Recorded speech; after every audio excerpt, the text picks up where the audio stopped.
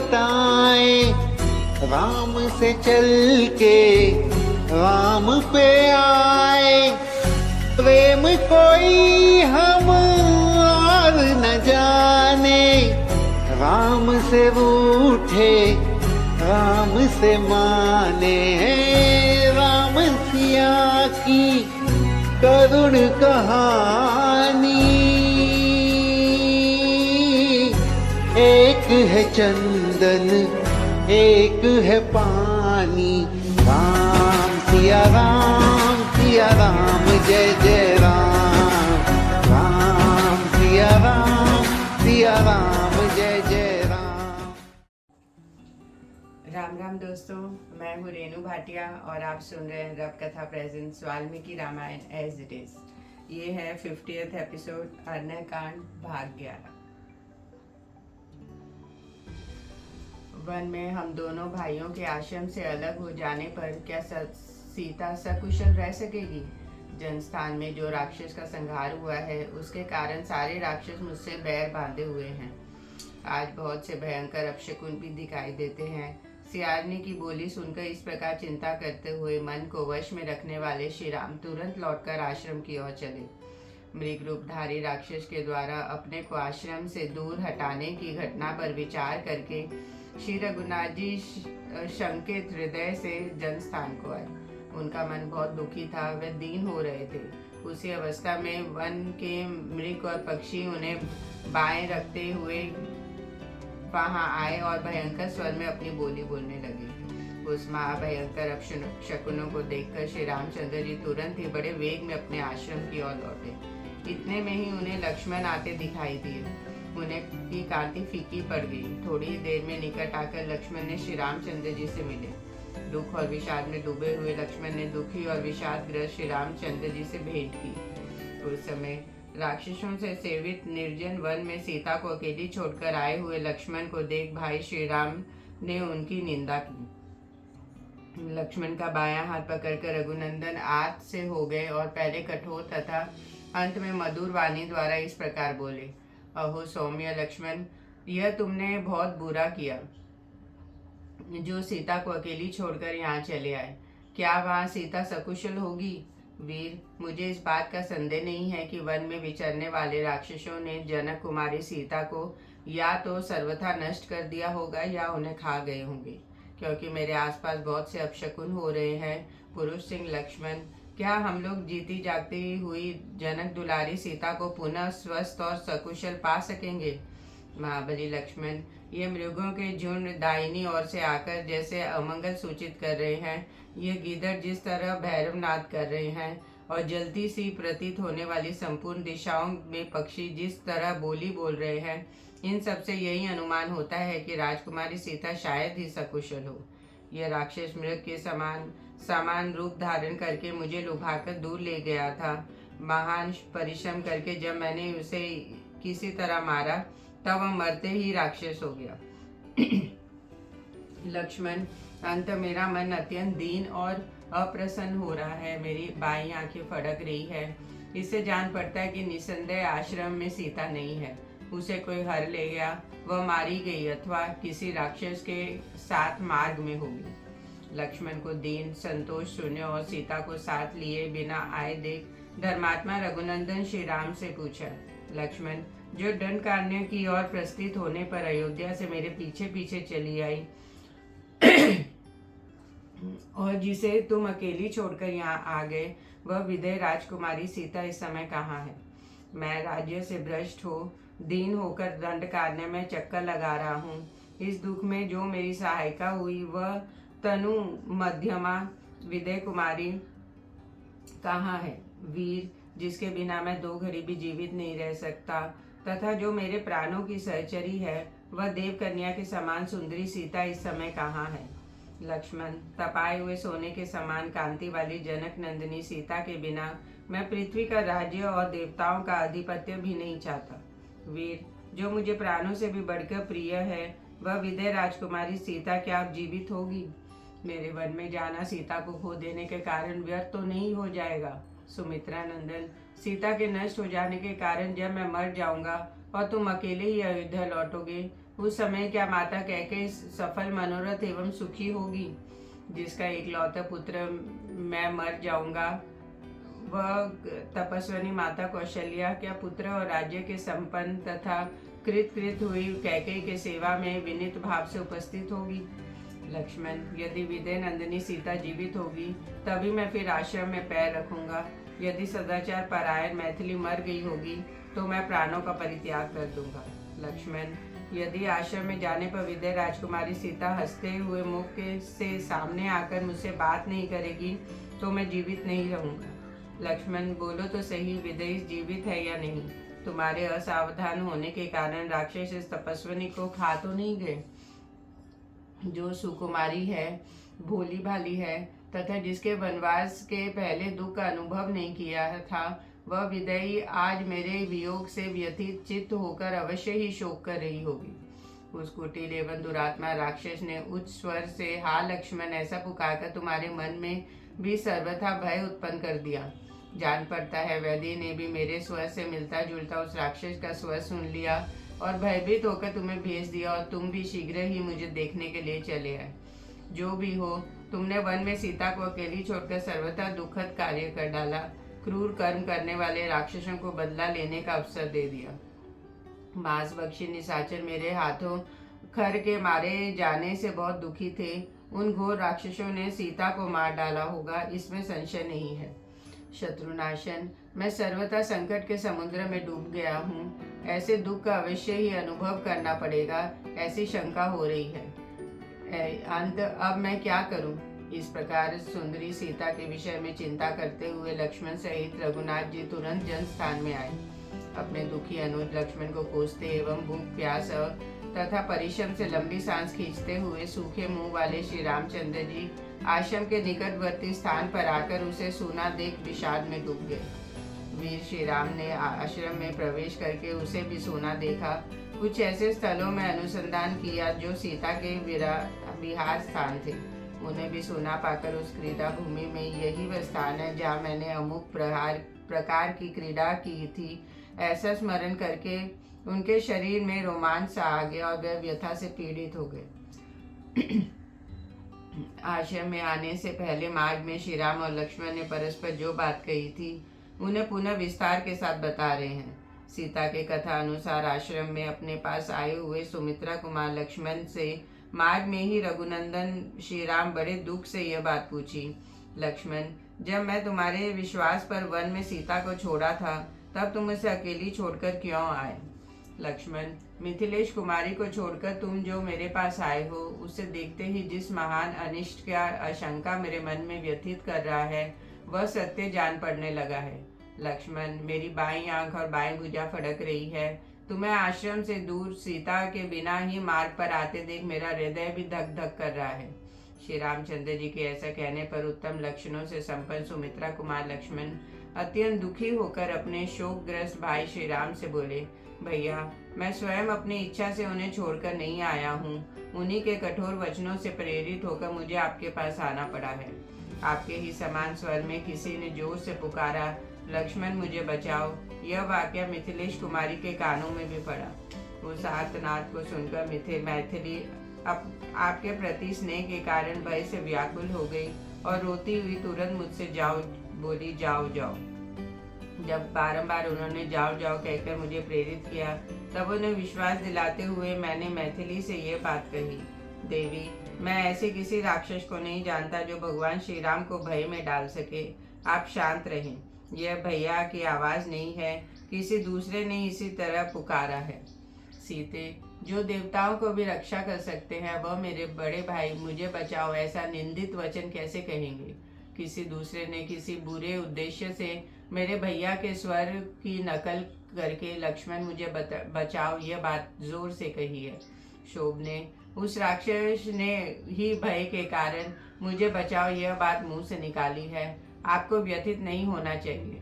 ऐसी व्यथा को नीच श्रेणी की स्त्रियां ही अपने मन में स्थान देती है। तुम व्याकुल मत हो, स्वस्थ हो जाओ, चिंता छोड़ो। तीनों लोकों में ऐसा कोई पुरुष ना तो उत्पन्न हुआ है, ना हो रहा है और ना ही होगा जो युद्ध में श्री रघुनाथ जी को परास्त कर सके। संग्राम में इंद्र आदि देवता भी श्री राम को नहीं जीत सकते। मेरे ऐसे कहने पर विदय राजकुमारी की चेतना मोह से आच्छन्न हो गई। वह आंसू बहाती हुई मुझसे अत्यंत कठोर वचन में बोली, लक्ष्मण, तेरे मन में मेरे लिए अत्यंत पापपूर्ण भाव भरा है। तू अपने भाई के मरने पर मुझे प्राप्त करना चाहता है, परंतु मुझे पा नहीं सकेगा। तू भरत के इशारे से अपने स्वार्थ के लिए श्री रामचंद्र जी के पीछे पीछे आया है, तभी तो वह जोर जोर से चिल्ला रहे हैं और तू उनके पास जाता तक नहीं। तू अपने भाई का छिपा हुआ शत्रु है, मेरे लिए ही श्री राम का अनुसरण करता है और श्री राम के छिद्र ढूंढ रहा है, तभी तो संकट के समय उनके पास जाने का नाम नहीं लेता है। विदय कुमारी के ऐसा कहने पर मैं रोष से भर गया। मेरी आंखें लाल हो गई और क्रोध से मेरे होठ फड़कने लगे। इस अवस्था में आश्रम से निकल आया। लक्ष्मण की ऐसी बातें सुनकर श्री रामचंद्र जी संताप से मोहित हो गए और उनसे बोले, सौम्य, तुमने बड़ा बुरा किया जो तुम सीता को छोड़कर यहाँ चले आए।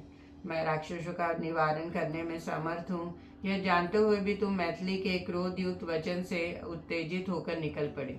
क्रोध में भरी हुई नकरी के कठोर वचन को सुनकर जो तुम मिथिलेश कुमारी को छोड़कर यहाँ चले आए, इससे मैं तुम्हारे ऊपर संतुष्ट नहीं हूँ। सीता से प्रेरित होकर क्रोध के वशीभूत हो तुमने मेरे आदेश का पालन नहीं किया, यह सर्वथा तुम्हारा न्याय है। जिसने मृग रूप धारण करके मुझे आश्रम से दूर हटा लिया, वह राक्षस मेरे बाणों से घायल होकर सदा के लिए सो रहा है।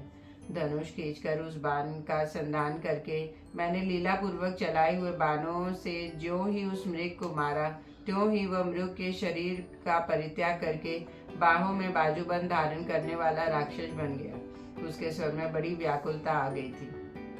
बाण से आहत होने पर अपने आत्मवाणी में मेरे स्वर की नकल करके बहुत दूर सुनाई देने वाला वह अत्यंत दारुण वचन कहा था, जिससे तुम मिथिलेश कुमारी सीता को छोड़कर यहाँ चले आए हो।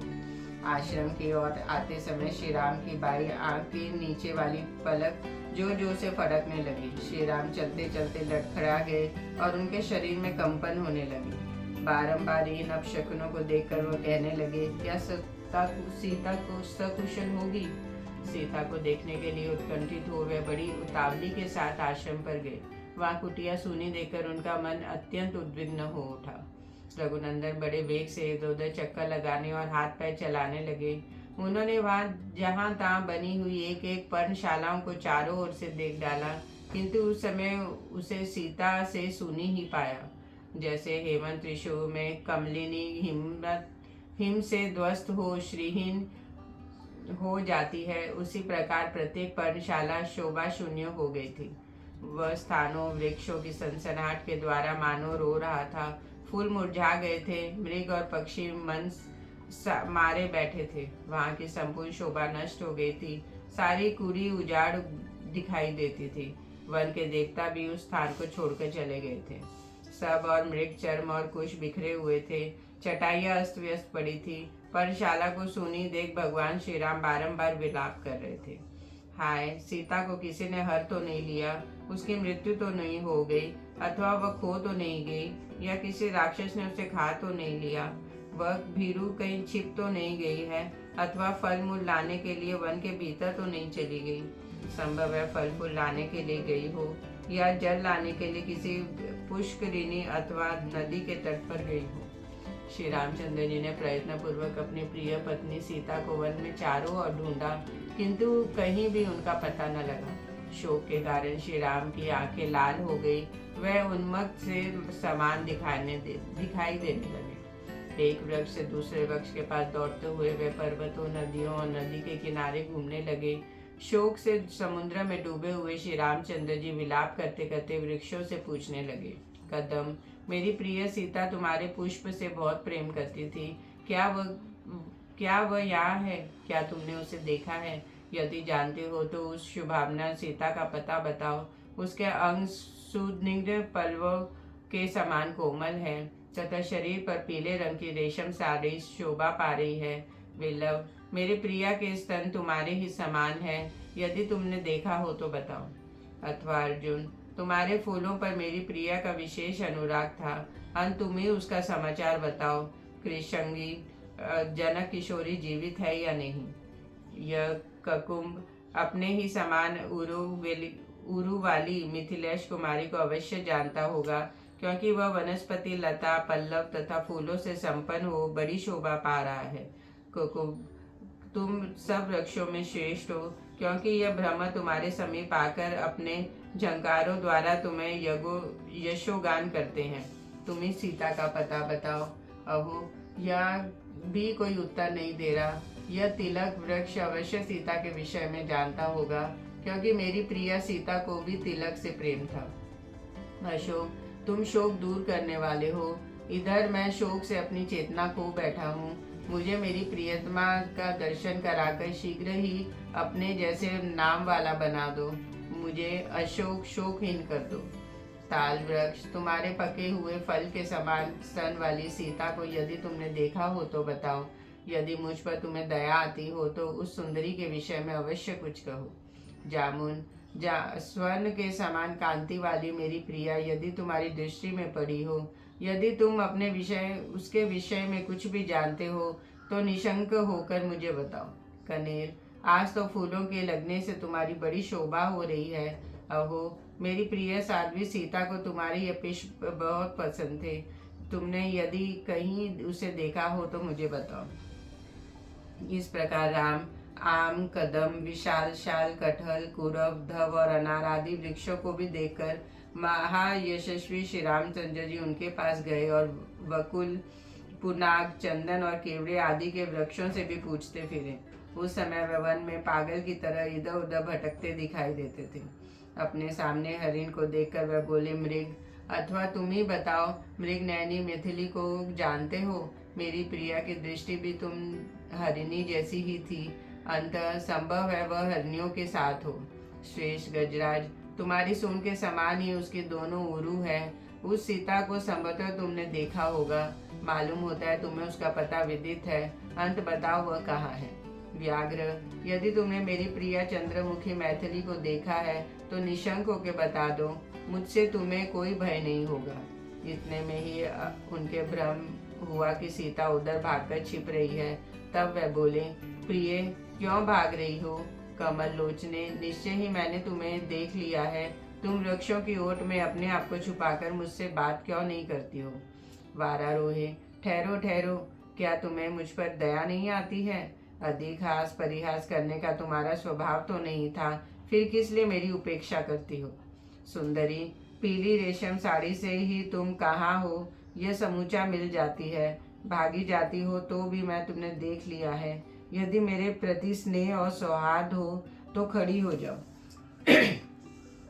फिर भ्रम दूर होने पर बोले, अथवा निश्चय ही वह वहाँ नहीं है।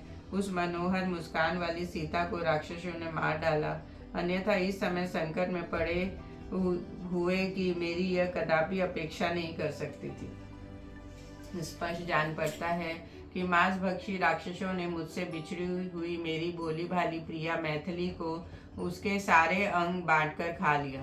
सुंदर दान, मनोहर होठ और सुगढ़ नासिका से युक्त तथा रुचिर कुंडलों से अलंकृत वह पूर्ण चंद्रमा के समान अभिराम मुख राक्षसों का ग्रास बनकर निश्चय ही अपनी प्रभा खो बैठी होगी। रोती बिलखती हुई प्रियतमा सीता के वह चंपा के समान वर्णमाली कोमल एवं सुंदर ग्रीवा, जो हार और हंसली आदि आभूषणों पहनने के योग्य थी, निशाचरों का हार बन गई। वे नूतन पल्लवों के समान कोमल भुजाएं, जो इधर उधर पटकती जा रही होगी और जिनके अग्रभाग कांप रहे होंगे, हाथों के आभूषण तथा बाजूबंद सहित निश्चय ही राक्षसों के पेट में चली गई। मैंने राक्षसों का भक्ष्य कर बनने के लिए ही उस बाला को अकेली छोड़ दिया। यद्यपि उसने बंधु बांधव बहुत है, तथापि वह यात्रियों के समुदाय से विलग हुई किसी अकेली स्त्री की भांति निशाचरों का ग्रास बन गई। हा महाबाहु लक्ष्मण, क्या तुम कहीं मेरी प्रियतमा को देखते हो? हा प्रिय, हा भद्रे, हा सीते, तुम कहाँ चली गई? इस तरह बारंबार विलाप करते हुए श्री रामचंद्र जी एक वन से दूसरे वन में दौड़ने लगे। वह कहीं सीता की समानता पाकर उद्भ्रांत हो जो उठते थे, उछल पड़ते थे, और कहीं शोक से प्रबलता के कारण विभ्रांत हो जाते थे। अपनी प्रियतमा की खोज करते हुए वह कभी कभी पागलों की सी चेष्टा करने लगते थे। उन्हें बड़ी दौड़ धूप करके कहीं भी विश्राम न करते हुए वनों, नदियां, पर्वतों, पहाड़ों, झरनों और विभिन्न काननों में घूम घूमकर अन्वेषण किया। उस समय मिथिलेश कुमारी को ढूंढने के लिए वे उस विशाल एवं विस्तृत वन में गए। सब में चक्कर लगाकर थक गए तो भी निराश नहीं हुए। उन्हें पूर्ण अपने प्रियतमा के अनुसंधान के लिए बड़ी भारी परिश्रम किया। दशरथ नंदन श्री राम ने देखा कि आश्रम के सभी स्थान सीता से शून्य है और पर्णशाला में भी सीता नहीं है और बैठने के आसन इधर उधर फेंके पड़े हैं। तब उन्होंने पुनः वहां के सभी स्थानों के निरीक्षण किया और चारों ओर ढूंढने पर भी जब विदय कुमारी का कहीं पता नहीं लगा, तब श्री रामचंद्र जी अपने दोनों सुंदर भुजाएं ऊपर उठाकर सीता का नाम ले जोर जोर से पुकार करके लक्ष्मण से बोले, भैया लक्ष्मण, विदय राजकुमारी कहाँ है? यहाँ से किस दिशा में गई है? सुमित्रा नंदन, मेरी प्रिया सीता को कौन हर ले गया अथवा किस राक्षस ने खा डाला? फिर वह सीता को संबोधित करके बोले, सीते, यदि तुम वृक्षों की आड़ में अपने को छुपाकर मुझसे हंसी करना चाहती हो तो इस समय वह हंसी ठीक नहीं है। मैं बहुत दुखी हो रहा हूँ, तुम मेरे पास आ जाओ। सौम्य स्वभाव वाली सीते, जिन विश्वास मृग चवनों के साथ तुम खेला करती थी, वह आज तुम्हारे बिना दुखी हो आंखों में आंसू भरकर चिंता मग्न हो गए हैं। लक्ष्मण, सीता से रहित होकर मैं जीवित नहीं रह सकता। सीता हरण जनित महान शोक ने मुझे चारों ओर से घेर लिया है। निश्चय ही यह परलोक में मेरे पिता महाराज मुझे दिखेंगे, पर मुझे उपलांब देते हुए कहेंगे, मैंने तो तुम्हें वनवास के लिए आज्ञा दी थी और तुमने भी वहां रहने की प्रतिज्ञा कर ली थी। फिर उतने समय तक वहां रहकर उस प्रतिज्ञा को पूर्ण किए बिना तुम यहाँ मेरे पास कैसे चले आए? तुम जैसे स्वेच्छाचारी, अनार्य और मिथ्यावादी को धिक्कार है। यह बात परलोक में पिताजी मुझसे अवश्य कहेंगे। वरारोह सुमध्य में सीते, मैं विवश, शोक संतप्त, दीन, भग्न मनोरथ हो करुणाजनक अवस्था में पड़ गया हूँ। जैसे कुटिल मनुष्य को कीर्ति त्याग देती है, उसी प्रकार तुम मुझे यहाँ छोड़कर कहाँ चली जा रही हो? मुझे न छोड़ो, मुझे न छोड़ो। तुम्हारे वियोग में मैं अपने प्राण त्याग दूंगा। इस प्रकार अत्यंत दुख से आतुर हो विलाप करते हुए रघुकुल नंदन श्री राम सीता के दर्शन के लिए अत्यंत उत्कंठित हो गए, किंतु वह जनक नंदिनी उन्हें कहीं दिखाई नहीं दी। वैसे कोई हाथी किसी भारी दल में फंसकर कष्ट पा रहा हो, उसी प्रकार सीता को न पाकर अत्यंत शोक में डूबे हुए श्री राम से उनकी हित की कामना रखकर लक्ष्मण यूं बोले, महामते, आप विषाद न करें, मेरे साथ जानकी को ढूंढने का प्रयत्न करें। वीरवर, यह सामने जो ऊंचा पहाड़ दिखाई देता है अनेक कंदरों से सुशोभित है। मिथिलेश कुमारी को वन में घूमना प्रिय लगता है। वह वन की शोभा देखकर हर्ष से उन्मत्त हो उठती हैं। अंत वन में गई होंगी अथवा सुंदर कमल के फूलों से भरे हुए उस सरोवर के या मत्स्य तथा वेद सलता से सुशोभित सरिता के तट पर जा पहुंची होंगी, अथवा पुरुष प्रवर हम लोगों को डराने की इच्छा से हम दोनों उन्हें खोज पाते हैं कि नहीं, इस जिज्ञासा से कहीं वे वन में छिप गई होंगी। अंत श्री राम, वन में जहाँ जहाँ जानकी के होने की संभावना हो, उन सभी स्थानों पर हम दोनों शीघ्र ही उनकी खोज के लिए प्रयत्न करें। रघुनंदन, यदि आपको मेरी यह बात ठीक लगे तो आप शोक छोड़ दें। लक्ष्मण के द्वारा इस प्रकार सौहार्द पूर्वक समझाए जाने पर श्री रामचंद्र जी सावधान हो गए और उन्हें सुमित्रा कुमार के साथ सीता को खोजना आरंभ किया। दशरथ के वे दोनों पुत्र सीता को खोज करते हुए वनों में, पर्वतों पर, सरिता और सरोवरों के किनारे घूम घूमकर पूरी चेष्टा के साथ अनुसंधान में लगे रहे।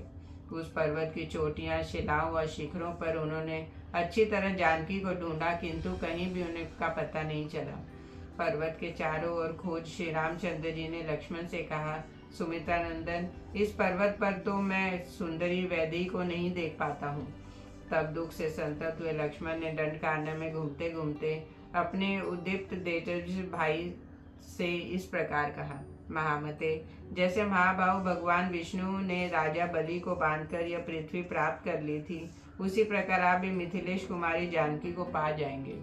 वे लक्ष्मण के ऐसा कहने पर दुख से व्याकुलचित हुए श्री रामचंद्र जी दीन वाणी में कहा, महाप्राज्ञ लक्ष्मण, मैंने सारा वन खोज डाला, विकसित कमलों से भरे हुए सरोवर भी देख लिए तथा अनेक कंदरों और झरनों से सुशोभित इस पर्वत को भी सब ओर से छान डाला, परंतु मुझे अपने प्राणों से भी प्यारी वैदेही नहीं दिखाई पड़ती। इस प्रकार सीता हरण के कष्ट से प्रेरित हो विलाप करते हुए श्री रामचंद्र जी दीन और शोक मग्न हो 2 घड़ी तक अत्यंत व्याकुल में पड़े रहे। उनका सारा अंग शिथिल हो गया, बुद्धि काम नहीं दे रही थी, चेतना लुप्त सी हो गई थी।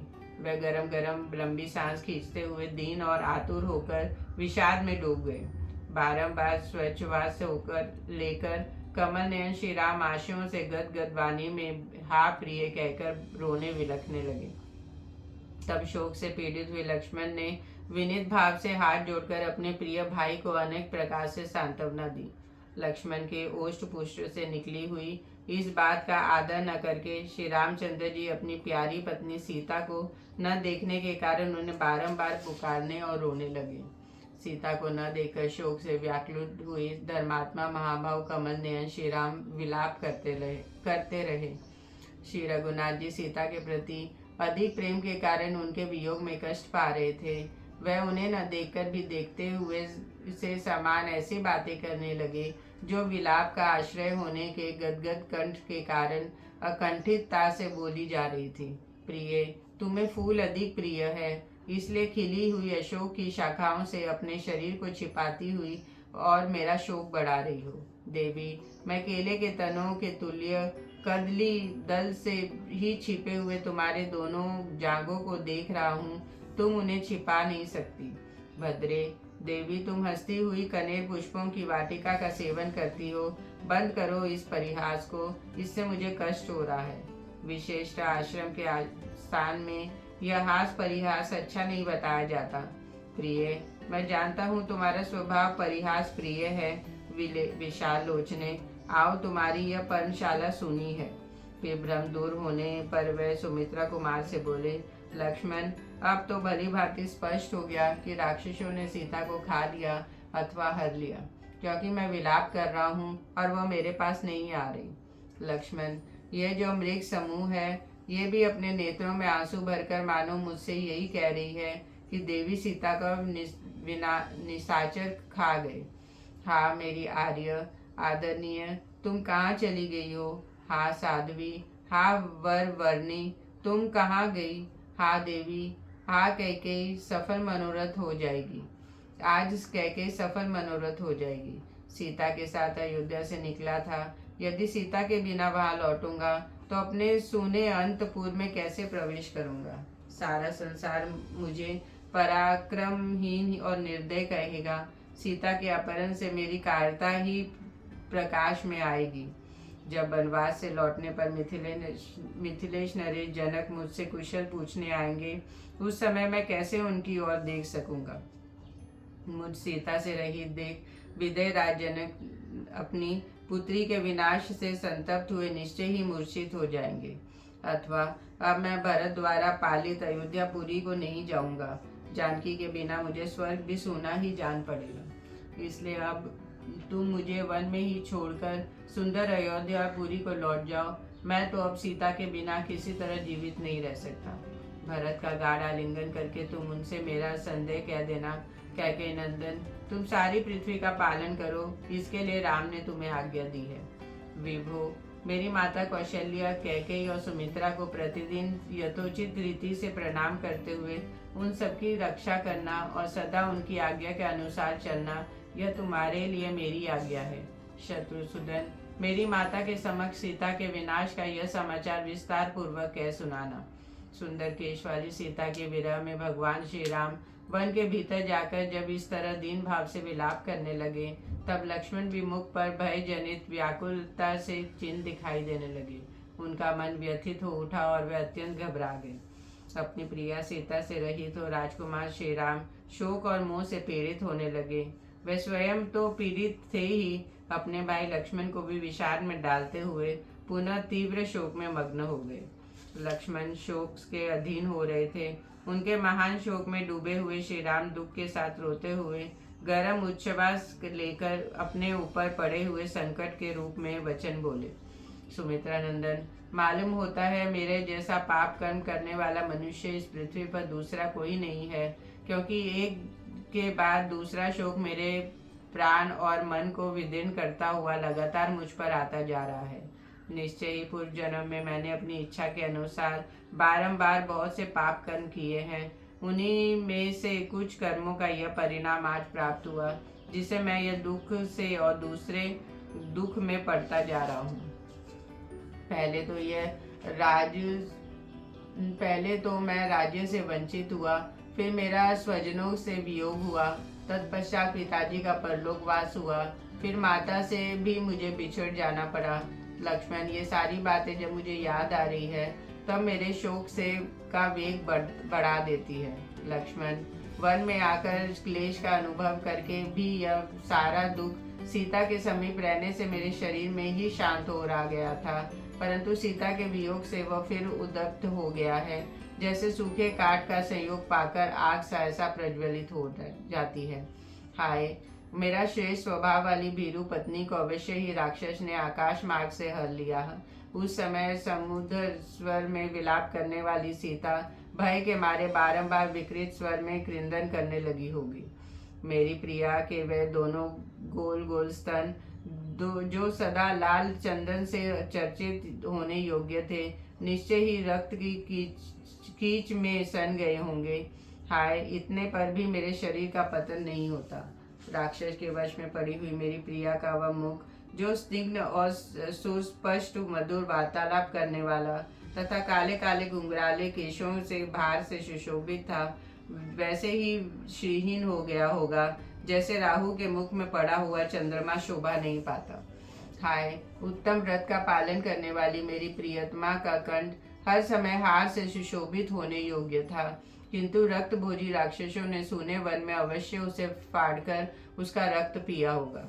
मेरे न रहने के कारण निर्जन वन में राक्षसों ने उसे लेकर घसीटा होगा और विशाल एवं मनोहर नेत्र वाली वह जानकी अत्यंत दीन भाव से कुररी की भांति विलाप करती होगी। लक्ष्मण, यह वही शिलातल है जिस पर उदास स्वभाव वाली सीता पहले एक दिन मेरे साथ बैठी हुई थी।